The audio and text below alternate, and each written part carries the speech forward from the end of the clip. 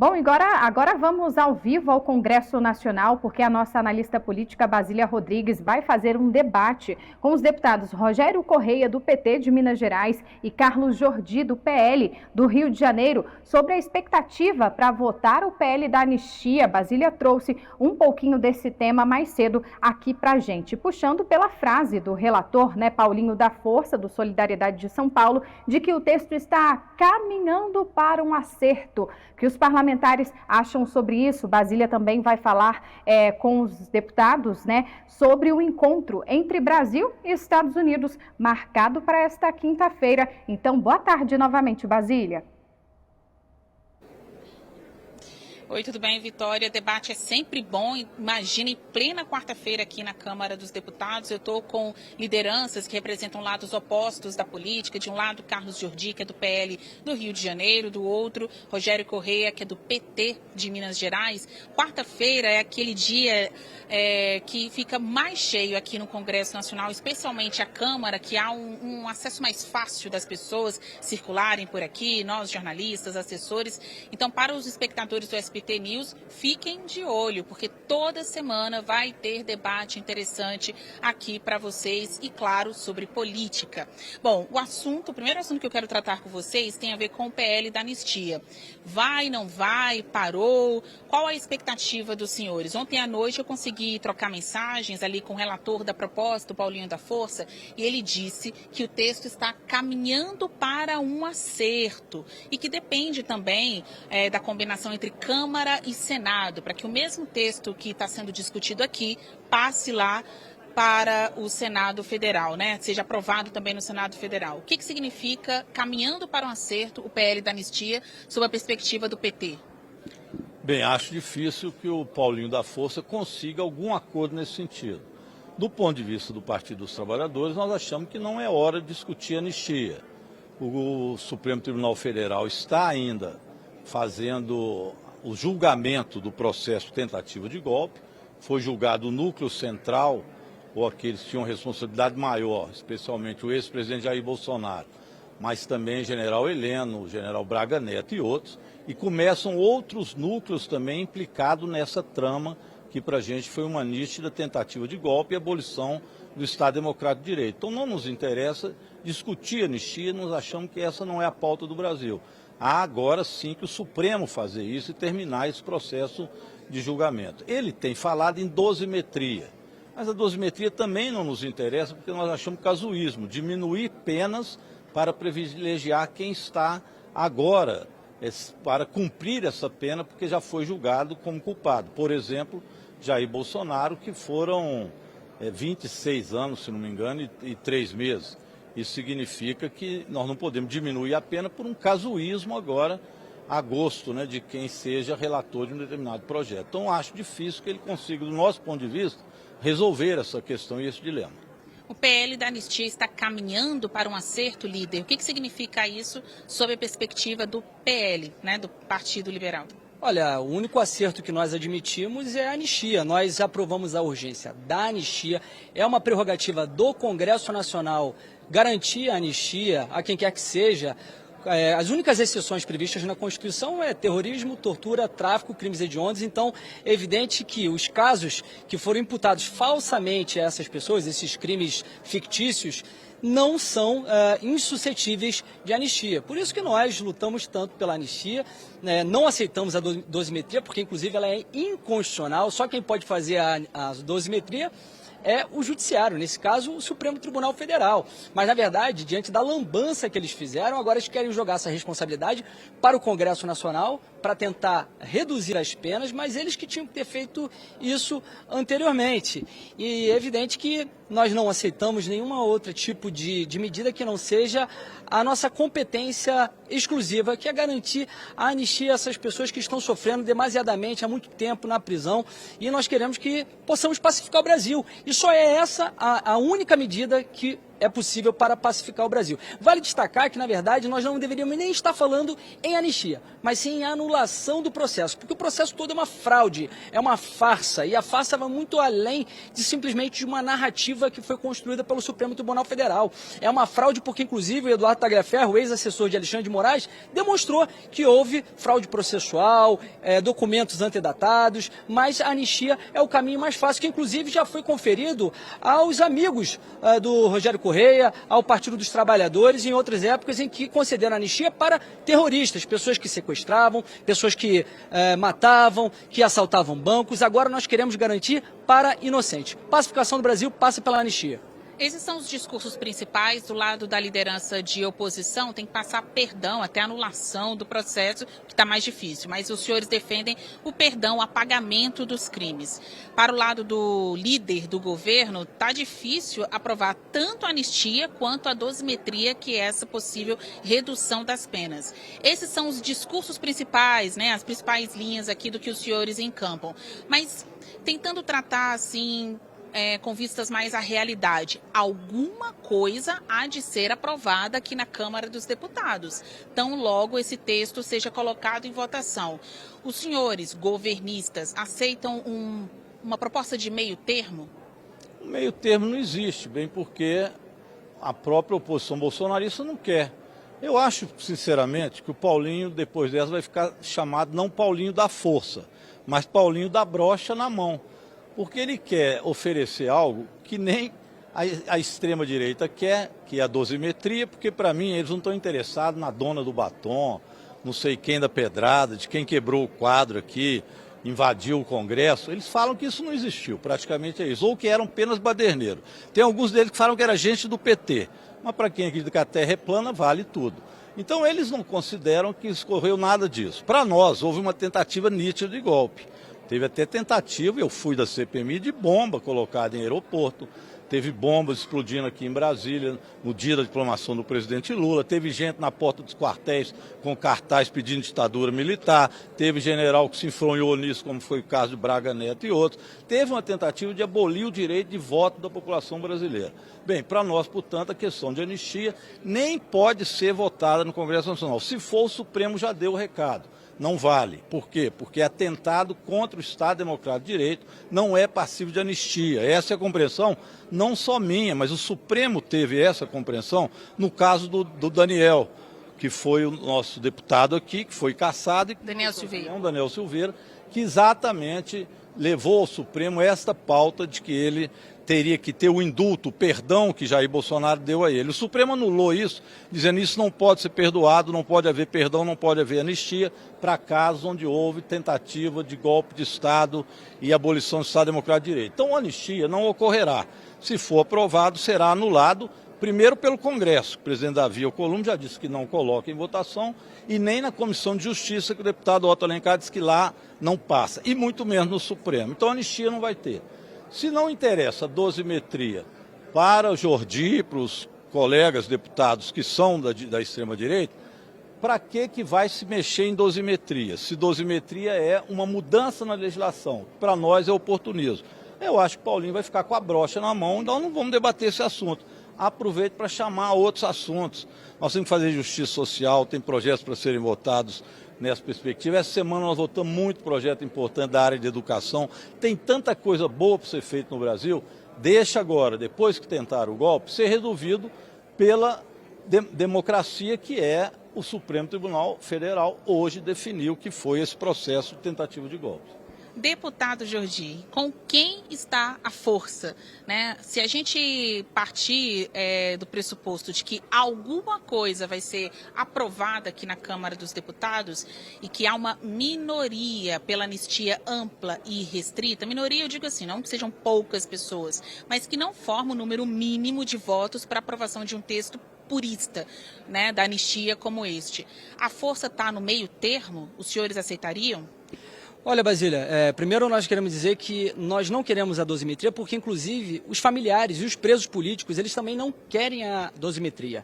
Eles acreditam que a dosimetria é uma confissão de culpa e uma esmola dos nossos algozes. Quem são os nossos algozes? O Supremo Tribunal Federal, que, inclusive, que o meu colega, ele defende que haja toda essa intervenção, que haja toda essa violação à separação entre os poderes. O Congresso Nacional está sendo esvaziado reiteradamente por todas essas invasões, usurpações de competências que vêm sendo cometidas pelo Supremo Tribunal Federal. Já foram inúmeras. Nós vimos aqui, por exemplo, durante o governo Bolsonaro, quando nós tínhamos maioria para aprovar o voto impresso, ministros do Supremo vinham nessa casa para virar votos, convencer deputados a virar votos e não aprovar aquela medida. E assim tem sido também com relação à anistia, ameaçando deputados, chantageando deputados, porque nós, infelizmente, temos essa porcaria de foro de prerrogativa de função. E o que está acontecendo é que o Supremo Tribunal Federal, que se tornou totalmente arbitrário, arrogante, autoritário, não aceita que nenhuma decisão que parta deles seja contrariada. E por isso que eles dizem que não vão aceitar a anistia, que é uma prerrogativa nossa. O Congresso Nacional deveria ter altivez, deveria ter maturidade para reconhecer que, embora nós tenhamos diferenças, nós temos que sim fazer com que as nossas prerrogativas, as nossas competências sejam respeitadas. Cabe a nós decidir se queremos conceder anistia ou não. Nós não nos importamos em perder o voto, mas se votarmos a anistia, o Supremo Tribunal Federal jamais pode derrubar, sabe por quê? Porque, ao contrário do que o meu colega disse aqui, que atentado contra o Estado Democrático de Direito não cabe anistia, que na verdade foi uma grande baderna, que eles construíram essa narrativa para poder estar condenando o presidente Bolsonaro e colocar todas essas pessoas aí como bois de piranha para alimentar toda essa narrativa. Mas não tem nenhum dispositivo na Constituição que trate sobre isso. Na verdade, todo mundo que está me assistindo em casa, procure aí, bota no ChatGPT ou no Google, quais são os crimes que são insuscetíveis de anistia. Vocês vão ver: tortura, tráfico, terrorismo e crimes hediondos. E nenhum desses são os crimes que foram imputados falsamente a essas pessoas que merecem anistia, para que possamos fazer justiça, acabar com essa covardia e pacificar o Brasil. Eu sei que nesse pinga-fogo vocês ainda querem falar mais sobre a anistia, mas ouvindo a resposta dos senhores, que dizem tanto respeito à composição do Supremo Tribunal Federal, obviamente me fizeram lembrar aqui da expectativa para saber quem será o próximo quem será o próximo ministro ou ministra, né, talvez, do Supremo Tribunal Federal.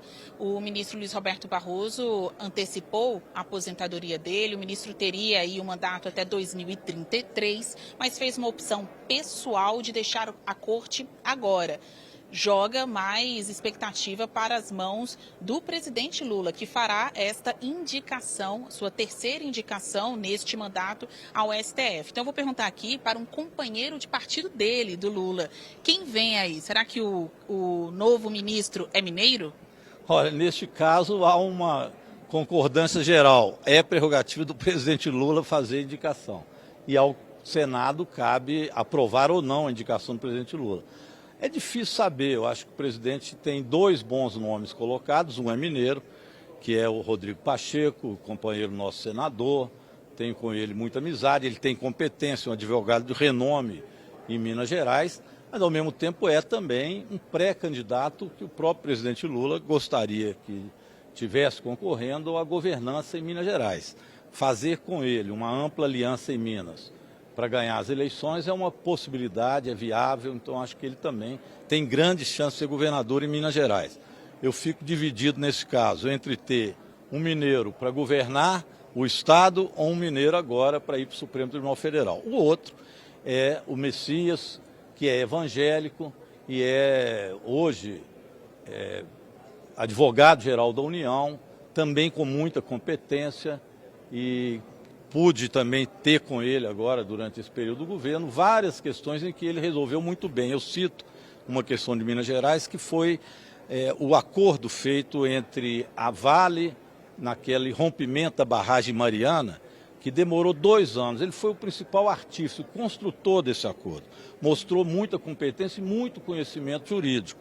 Acho que o presidente Lula, com esses dois nomes, está muito bem representado, e o Brasil vai ter um grande ministro supremo, com toda certeza. A decisão é do Lula, mas tem governista defendendo o nome de Messias, que hoje é o ministro da AGU, de Rodrigo Pacheco, ex-presidente do Senado Federal, senador pelo estado de Minas. Na visão da oposição, os senhores não palpitam, mas avaliam. quem deveria ser ou qual perfil deveria ser desse novo ministro ou ministra do STF? Olha, infelizmente nós não estamos agora no governo para indicar um perfil que seja mais imparcial, que não seja amigo do Lula, como ele vem fazendo. Eu me recordo na eleição em que ele falava nos debates com o presidente Bolsonaro que era um absurdo indicar um amigo, que ele jamais indicaria um amigo para a Suprema Corte, ele indicaria alguém com competência. E, na verdade, o que ele fez foi tudo o contrário. Indicou Flávio Dino, que é um amigo de longa data, que inclusive é inimigo declarado do presidente Bolsonaro e com um retrospecto, um histórico político enorme em partidos de esquerda, e também indicou Zanin, que foi seu advogado durante a Lava Jato, uma coisa assim, sabe, é absurda para a gente explicar isso para qualquer pessoa fora do Brasil, e também que é padrinho, inclusive, do seu casamento. Eu não sei quem será, mas é fato que será um amigo do Lula, porque ele está fazendo isso para poder se blindar, para ter decisões favoráveis no Supremo Tribunal Federal, para que inclusive possa usurpar as decisões do Congresso Nacional, porque o governo é fraco, não tem base, quando perde aqui, eles precisam recorrer ao Supremo para conseguir reverter qualquer decisão que nós vençamos aqui no voto. E se for, por exemplo, o Rodrigo Pacheco, eu acredito que vai ser uma boa aposentadoria para ele, porque se ele for concorrer a governo lá em Minas Gerais, vai tomar um pau. Se for o Nicolas, ele toma um pau, se for o Cleitinho, ele vai tomar um pau, então eu acredito que tem mais chances de ser o Rodrigo Pacheco. Já o Messias é aquele que, hoje na AGU, quando houve a fraude do INSS, o que ele fez foi determinar o bloqueio de bens de algumas entidades sindicais que já estavam sendo envolvidas no esquema, mas ele deixou o sindicato do irmão do Lula, o Sindinap, de fora, não determinou o bloqueio do Sindinap, evidentemente fazendo uma blindagem para o irmão do Lula. É evidente que isso também vai se reproduzir no Supremo Tribunal Federal, caso ele seja escolhido. Qualquer uma das decisões de Lula será uma decisão catastrófica para a nossa democracia e para a independência entre os poderes. Líder, o senhor citou como sugestão, torcida, 2 nomes de homens para ocupar essa vaga aberta no STF. E há um clamor, né, de grupos sociais, grupos que tratam das causas femininas, dos negros, pela indicação de uma mulher para essa vaga, por que não dizer uma mulher negra para a vaga do Supremo Tribunal Federal, lembrando que em mais de 100 anos de história, o STF só teve 3 mulheres sentadas naquela cadeira tão honrosa, né, de integrante do Supremo, e um negro apenas. Só acho que não era a hora, já não passou da hora de ter um perfil assim no STF? Por que o Lula não vai indicar uma mulher? O Lula ainda vai ter chance, porque ele vai ganhar as eleições novamente, o que tudo indica, porque as previsões dos bolsonaristas estão sempre erradas, né? Disseram que Bolsonaro ia ganhar a eleição de pé nas costas. O Bolsonaro tomou uma surra, foi o primeiro presidente da República que perdeu as eleições estando no comando da presidente da República, o único. E perdeu para quem? Luiz Inácio Lula da Silva. Imagina na próxima. Assim também Rodrigo Pacheco, com certeza, vai derrotar Cleitinho, Chupetinho, Nicolas ou qualquer um desses que vem. Eu só queria antes fazer uma correção, porque senão vira fake news, não é a intenção do deputado. O advogado-geral da União nada tem a ver com os processos relativos ao INSS, coube a Controladoria Geral da União. Então, ele deve ter querido dizer em relação ao Controlador Geral da União. O advogado-geral da União não colocou absolutamente nada em relação às entidades. Quem fez isso foi o Controlador Geral da União, doutor Vinícius, que incluiu todas. Eu estou lá na CPMI, tenho acompanhado, todas as entidades estão arroladas e sendo investigadas, todas. Aliás, nesse que diz respeito a isso, o presidente Lula mandou parar todo o processo de desconto dos aposentados, está pagando os aposentados. Bolsonaro roubou e Lula está devolvendo o dinheiro aos aposentados. Agora, em relação a ser uma mulher, isso vai chegar a hora do presidente. A Carmen Lúcia também tem aposentadoria no próximo mandato do presidente Lula e nós vamos com certeza ter uma mulher negra, quem sabe mineira. Já lança aqui a ideia para o presidente Lula da Edilene Lobo, que é uma grande mulher, muito competente, poderá também ser uma grande ministra do Supremo Tribunal Federal. Edilene Lobo, que hoje é ministra substituta do Tribunal Superior Eleitoral, TSE. Vamos falar com o líder de oposição, né? Por que, na sua avaliação, um governo progressista tendo tantas vagas à disposição neste terceiro mandato, não fez até agora a opção por uma mulher no Supremo Tribunal Federal?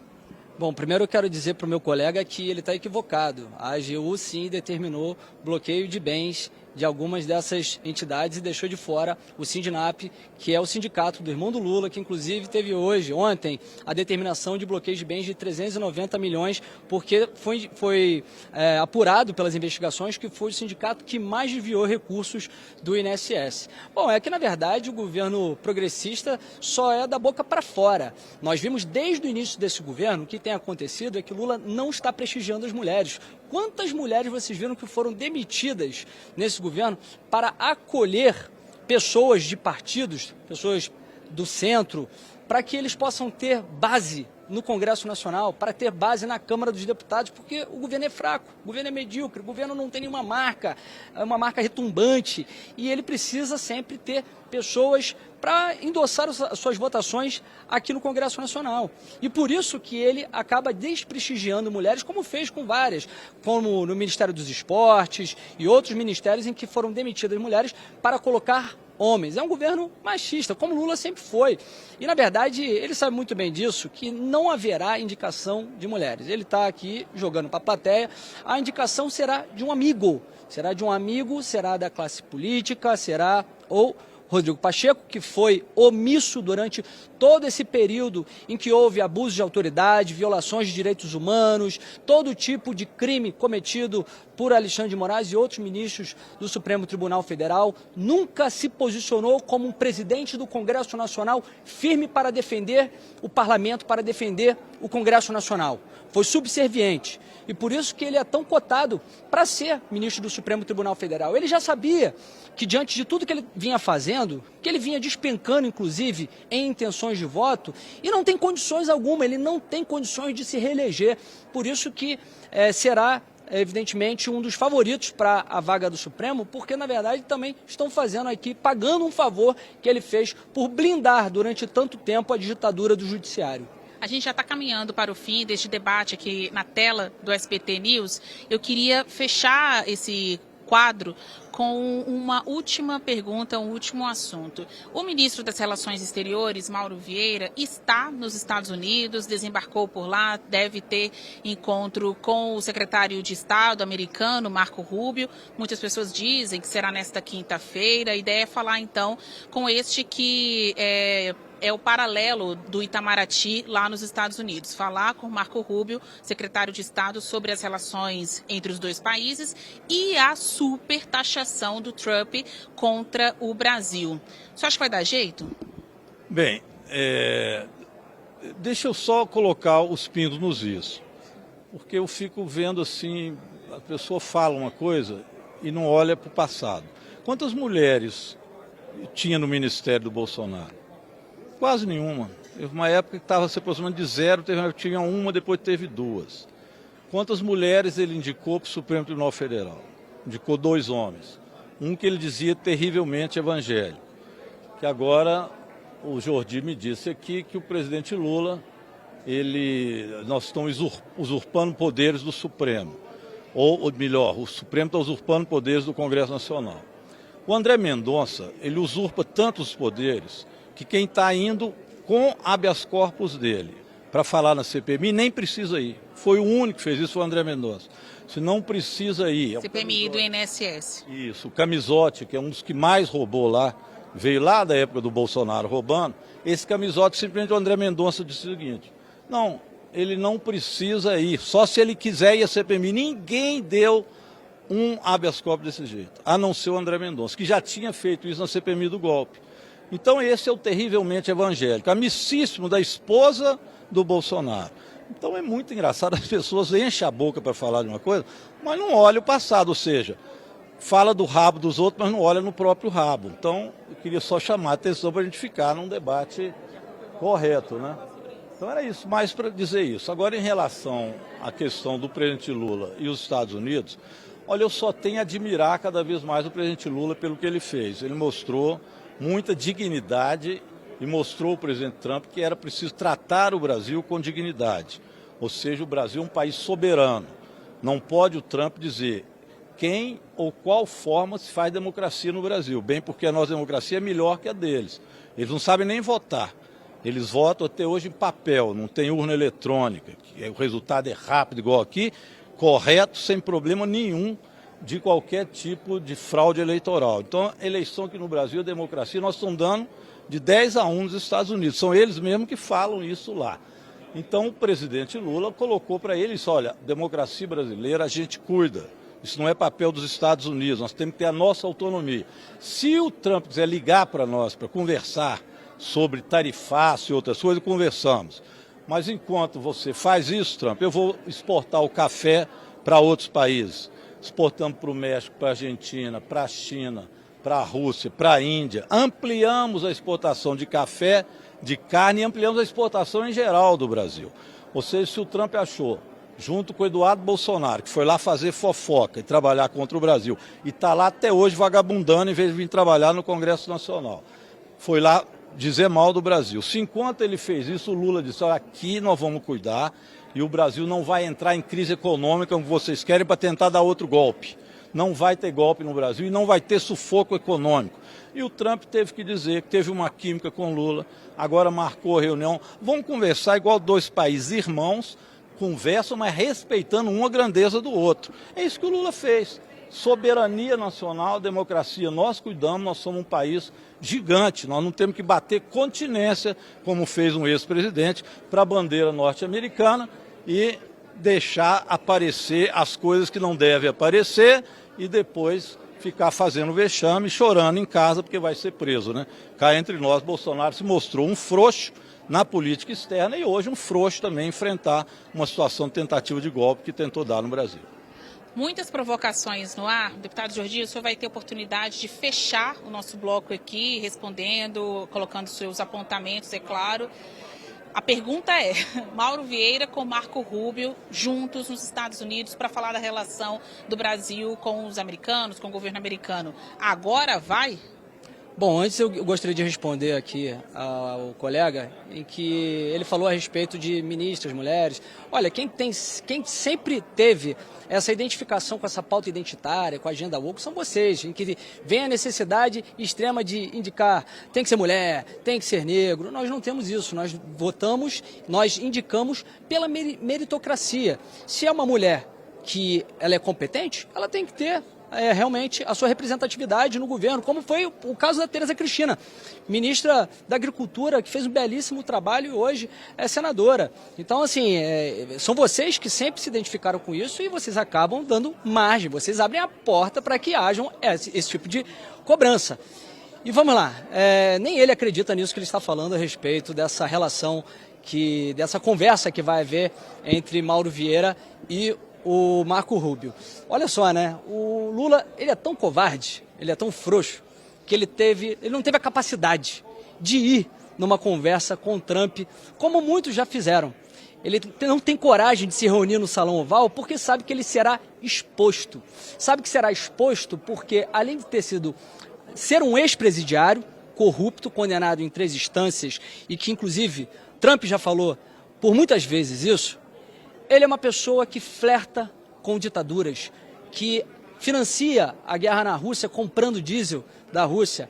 Ele flerta com o terrorismo e também apoia a ditadura do judiciário que acontece no nosso país, apoia as violações de direitos humanos que acontecem no nosso país, os abusos de autoridade, as fraudes processuais que, inclusive, estão sendo cada vez mais noticiadas no mundo todo, demonstrando que Alexandre de Moraes é um violador de direitos humanos, e não é à toa que ele está sendo sancionado pela Lei Magnitsky, que virá para outros, com certeza.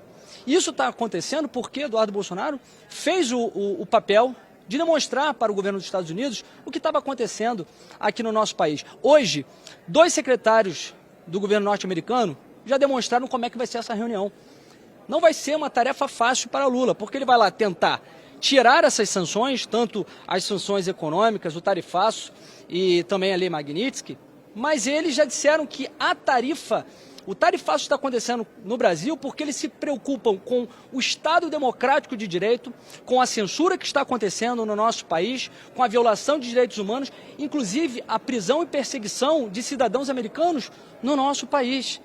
Como é que Lula vai lidar com esse tipo de cartas na mesa que vão ser colocadas por Marco Rubio, que já demonstrou que é alguém muito preocupado com a democracia e com todos os ataques à violação da liberdade de expressão que vem acontecendo no nosso país. É isso. Eu quero agradecer a participação dos senhores. Este foi o meu primeiro debate no SBT News. Terá toda semana. Vocês, claro, estão convidados para uma outra edição. A gente falou aqui de 3 assuntos diferentes. Nós podemos voltar nós dois, porque eu vou fazer uma aposta com o Jordi. Sabe que eu ia falar isso? Não eu ia vai dizer... ter anistia, não vai ter dosimetria, não vai ter tarifaço. Vamos voltar a falar disso. Olha, Não vai ter Lula em 2027. Ah, vai. Então, conexão de pensamento, porque eu ia propor o mesmo desafio. Foram 3 temas aqui, sobre a anistia, sobre a escolha do próximo ministro ou ministra do Supremo Tribunal Federal e o possível fim da taxação a partir dessas conversas com ministros e presidentes, né, Brasil e Estados Unidos. Quem será que vai ganhar essa, né? Porque o melhor de dois lados é saber depois qual foi o lado vencedor. Eu quero agradecer então aqui Rogério Correia, do PT de Minas Gerais, Carlos Jordi, do PL de São Paulo e sempre aqui... Ai, errei de novo. Desculpa, ó, Rio de Janeiro, ainda mais para sotaque. Rio de Janeiro. Como é que erra, né?